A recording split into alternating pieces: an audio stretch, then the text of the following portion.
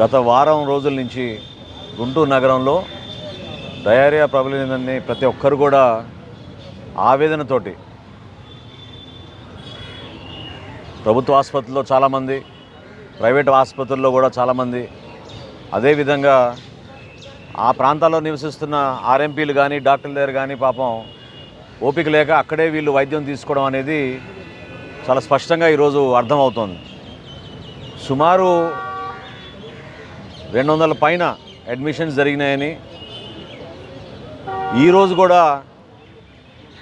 15 మంది వరకు కొత్త కేసులు వచ్చినాయి, నమోదైనాయని చెప్పి సిబ్బందితోటి మేము చర్చిస్తున్నప్పుడు చాలా స్పష్టంగా అర్థమైంది.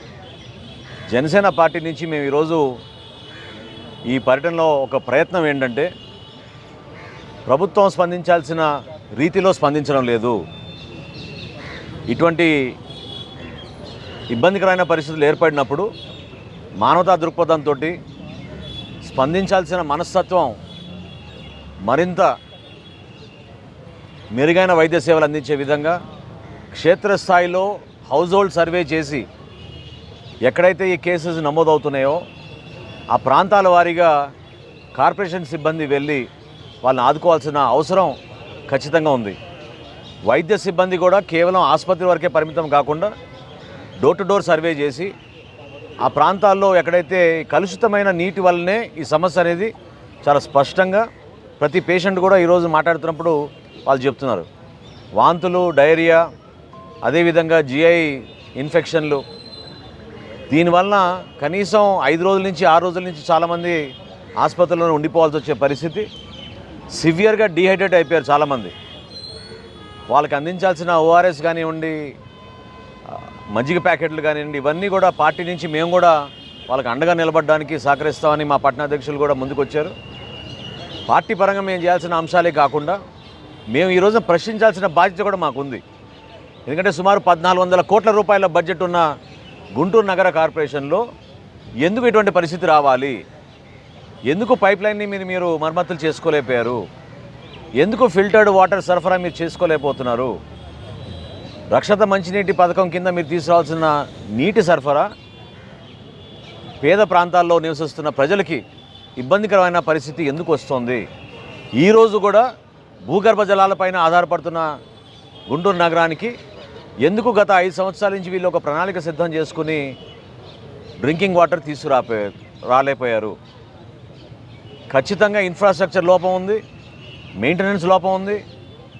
నాకు అందిన సమాచారం చాలా చోట్ల ఈ మోటార్లు కూడా పనిచేయడం లేదు, ఫిల్టర్ ప్లాంట్స్ లేవు, వాటర్ ట్రీట్మెంట్ ప్లాంట్స్ కూడా సరిగా ఏర్పాటు చేయలేదు వీళ్ళు.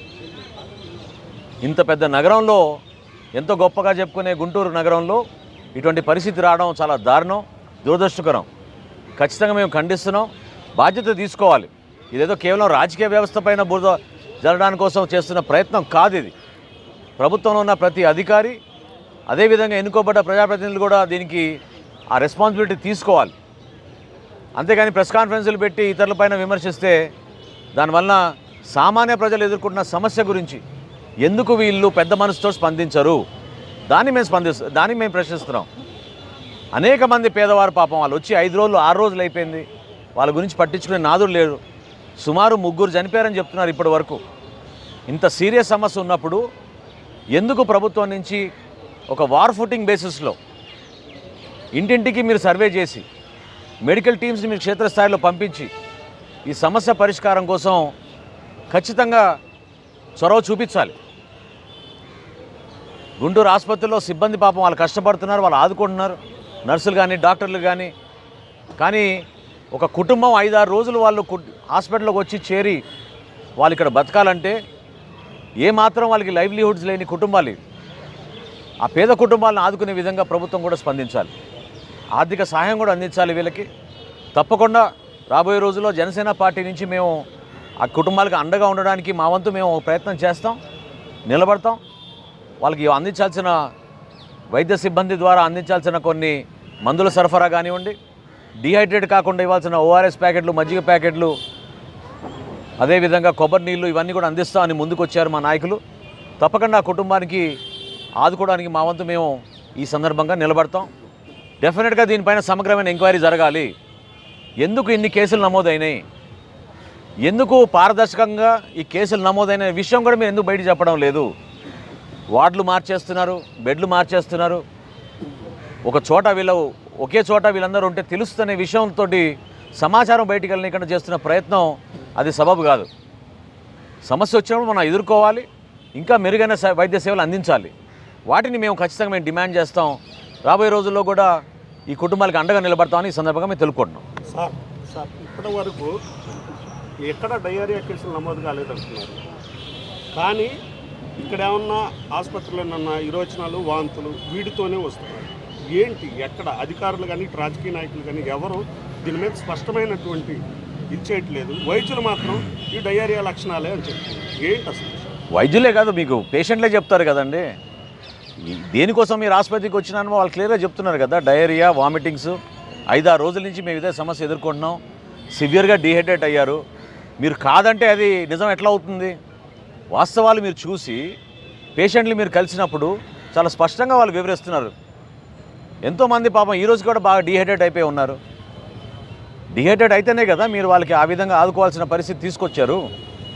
ఇక్కడ రాజకీయ పరంగా మాట్లాడాల్సిన అంశం కానే కాదు. దయచేసి కుటుంబాలకు అండగా నిలబడండి. జనసేన పార్టీ నుంచి మా వంతు మేము ఏ విధంగా సహాయం చేస్తున్నామో ప్రభుత్వం కూడా పెద్ద మనసుతో స్పందించాలి. ఈ కుటుంబాలు పాపం చాలా పేద కుటుంబాలు. వాళ్ళ తరఫున ఫ్యామిలీ మెంబర్స్ వచ్చి హాస్పిటల్లో ఉండాలంటే వాళ్ళ జీవనోపాధి గురించి వాళ్ళు కష్టపడుతుంటే వాళ్ళని ఆదుకోవాల్సింది పోయి దేనివల్ల మీరు బురద జల్లుతారు? ప్రతిపక్ష నాయకులపైన, పార్టీలపైన బురద జల్లితే మీకు ఏమొస్తుంది? అది వీళ్ళు మానుకోవాలని చెప్పి మేము మనవి చేస్తున్నాం.